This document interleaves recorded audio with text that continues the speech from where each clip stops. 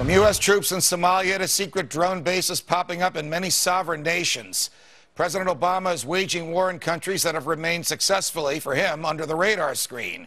Here to debrief us is Justin Raimondo, the editorial director for Antiwar.com. Justin, it's always a pleasure and welcome here.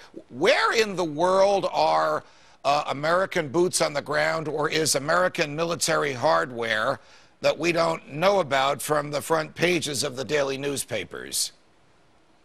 Well, one is Ethiopia. Very interesting. We have a secret base there. Of course, it isn't secret anymore. We don't know exactly where it is.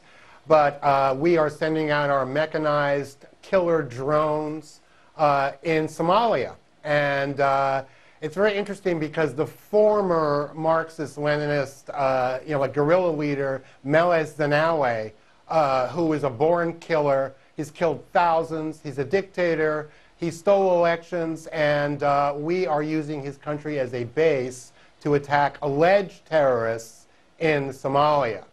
So that is another quagmire that we're aching to get into. How does the government decide, as far as you can tell, who to kill, who to shoot at, and when to tell the Congress and the public about it?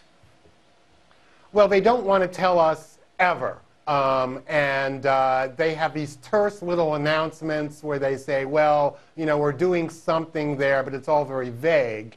And what they're doing is that they're moving into the core of Africa. Ethiopia is equidistant between Saudi Arabia, the Middle East, and Africa. And so we can have a range where we can send out our killer drones. But killer drones are just the beginning, because you have to understand that Meles Zenawi is in trouble in Ethiopia. He's killed many thousands of people. He stole an election, and he's fighting a guerrilla war in Somalia. Okay. And of course, I want you to wear your political hat, if you would. Where is the outrage in this country? You hear it from some libertarians like Ron Paul. You hear it from some on the left like Dennis Kucinich. Wouldn't the president's own base, the left of the Democratic Party, recoil at the concept of secret wars, secret killing, no authorization in the Pentagon budget, no authorization by the Congress, and no transparency whatsoever?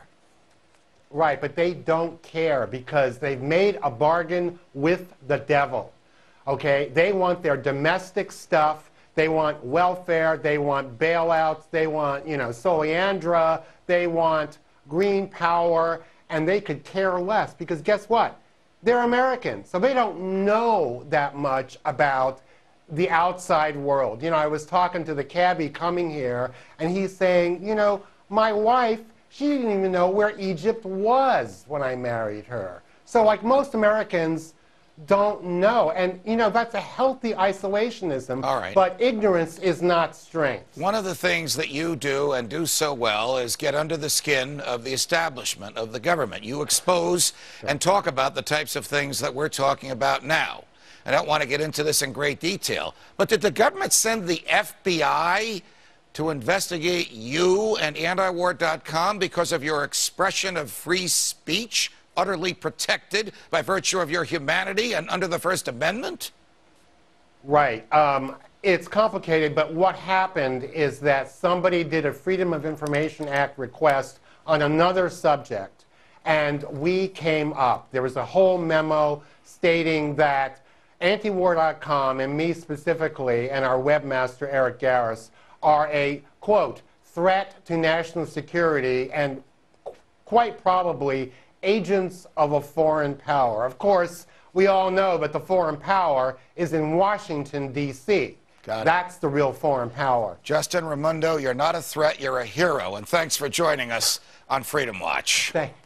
And so are you, Judge. You're very kind, thank you. Find out why the federal government is using your tax dollars to subsidize, you ready for this? Twinkies. The freedom fighters chew on that one. Look at those Twinkies. They're here next.